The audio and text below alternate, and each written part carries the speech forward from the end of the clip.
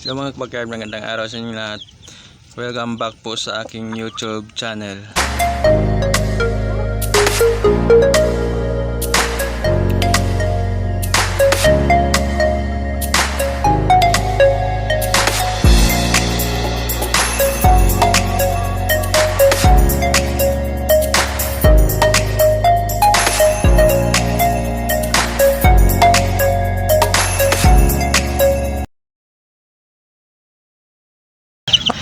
For today's video mga kabakard ay epic flex po yung ginawa nating DIY na painuman at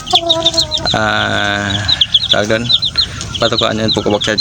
Makita nyo yan, yan, makita nyo ang ating mga nagasisi yan kabakard. Tutuka sila, unlimited po ito kabakard na patukaan at painuman yan. Pinapalitan na natin ng tubig ito kabakard pag maubusan yan. Yan siya kabakard, yung ating yung ginawa natin is ano yan kabakard, yung sa ibaba dulo po yan ng ng mineral water soft drinks.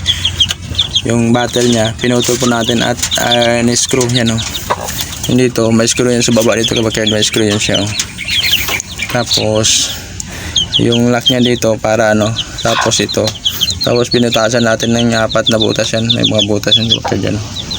Yan, yung kita nyo sa sisiw na yun, may 4 yan yan. Kaya yung pagkain natin kabakard is unlimited yan. Hindi na tayo mahihirapan pa na araw-araw bigyan kasi unlimited itong patukaan natin yan. Itong diskarte ko kabakard para mabilis kong magpapalaki akong sisiw yan. Pwede rin tayo dito maglagay ng vitamins kabakard yan. Titimplan natin tapos ibaba na natin ito kabakard na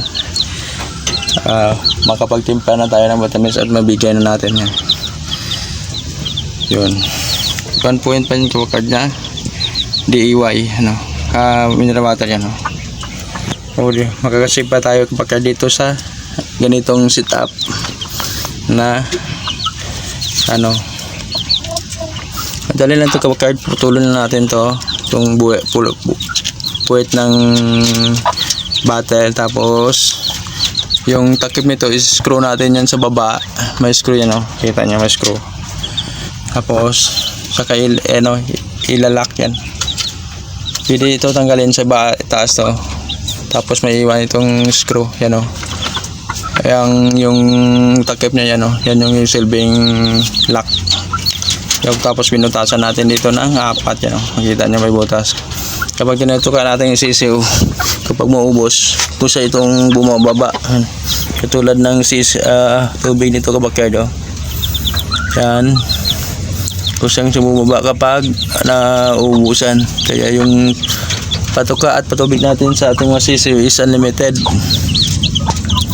Yan siya, napaka kabakard, napaka-easy lang itong gawin yan yan.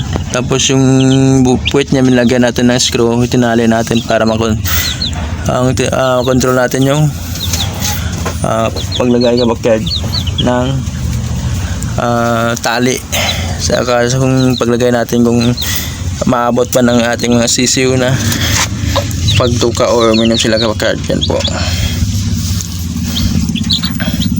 ito kabakard, magandang setup to kabakard sa mga brooder pen yan. Kasi yan yung tingnan mo natin kabakard yung ating masisiw yan. Yung ating sisiw is medyo mga lubing nga kabakard yung for this mga ito kabakard yan pero malaki na masisigla na yan sila yan doon sila sa yan. Anak po ito ng pumpkin saka asil natin na stags. Pamaya kabakard ko, pasilip ko yung stags na pumpkin at yung pinapriming ko din na high action para i-breed din ito. Yung ginawa pala natin kung itong is malaki ba ito, 1 meter by 1 meter yan yung medyo matigas sa kabakard maganda, hindi masira yung paa ng ating sisiw yan. Yan sila, oh, yan, oh. Happy sila. Mamaya, pag gutom na sila kabakar, pupunta lang yan dito at iinom or kakain yan, chepula. Yan. Pwede rin pag dating siguro kabakar ng ano nito, 1 week, pwede na natin ibaba yung ating inahin para sila na lang yung ano. Tapos ibabalik na natin sa gabi. Hindi rin tayo naglalagay ng ilaw kasi may inahin din naman. Kayang-kaya niya na sisilungan ng ating inahin yung ating masiso sa gabi. Papahinga kasi busog na sila. Yan kabakar.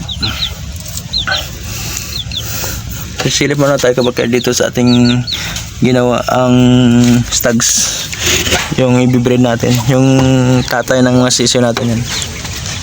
Yan siya. Yan siya. Yan.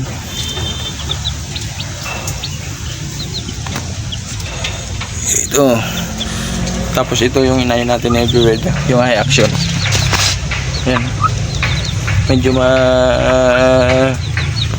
liwanag kayo video yung kabakar kasi mainit sa ngayon.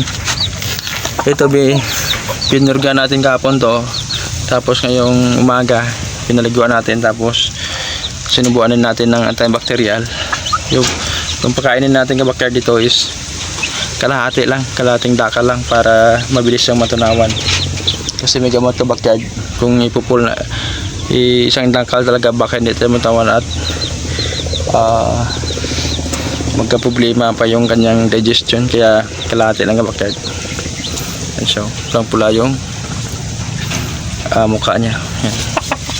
Bibigyan natin ng B-complex, siguro mga 1 week itong nakapariming sa atin, tapos isasama natin to. Ito yung ready na itong itlog, yun, bulto na yung katawan niya. Yan po siya. Yan, pasilip na tayo kabakar. Ano? Nakita nyo? Oo. Diba limited sila kumain yan? Yun. Pag gutom pupunta lang yan kabakar. Yan, no? Hindi na tayo mahirapan. Yan, no? Yan po yung setup na ginawa natin. Yan. Yun lang po update sa aking ginawang DIY kabakar. Sa mga gusto palang sumali sa aking raffle, ay may raffle pa ko sa ibang video ko dyan na mag-share lang na aking video at isend sa aking Aquarius page, at kasama ka na sa i-raffle. Ang tatamaan po yun ay isang stags na kilso. Kung malayo pa kabakar, example malayo po sa aming lugar yung mapanulan, ay yung stags na yun kabakar ay bibinta ko po yun, at yung bayad nun ay i-convert natin via GCash. Kaya kung malayo ka man ay makaka-sure po tayo na ikaw rin yung makakakuha ng papremyo, kasi cash din po yun. Madali lang at madali rin gawa ng paraan. Pwede rin ihulog natin sa Palawan or pwede sa GCash. Mas mabilis ng GCash kasi lang natin yung GCash account mo at makukuha mo na yung papremyo mo. Yung mag-share lang po tayo ng aking video at mag-subscribe din sa aking YouTube channel kabakar. Tulong din po yan sa akin at para maabot ko rin yung aking WH para makapag-set up na po tayo ng monetization. Yun lang po yung kabakar yung aking video sa ngayong araw. Salamat po sa inyong suporta at panonood. God bless po sa lahat.